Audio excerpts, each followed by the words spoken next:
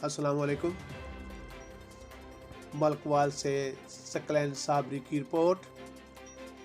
सदर तहसील press club Malakwal Munir Ahmad Chaudhary की क़ियादत में सहाफ़ियों के एक वफ़द ने DSP सर्कल मलकवाल शब्बीर अहमद अवान से मुलाकात की। डकैत गैंग पकड़ने और छीने के 20 से ज़ायद मोटरसाइकिलों को बरामद करने पर खराज तहसीन पेश किया। DSP सर्कल मलकवाल मलक शब्बीर अहमद अवान ने बताया, डिस्ट्रिक्ट पुलिस ऑफिसर ज़िला मंडी बहाउद्दीन अनवर सईद किंगरा की खुसूसी हदायत तमाम पुलिस अफसरान के लिए है। जराइम पेशा अनासर को किसी किस्म की कोई रियायत नहीं दी जाती।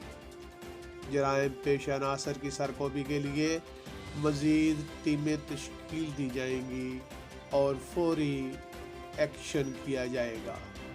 DSP मलक शब्बीर अहमद अवान ने मज़ीद बताया, डकैत गैंग गिरफ्तार करने के बाद इलाका में मोटरसाइकिल छीनने की कोई वारदात नहीं हुई।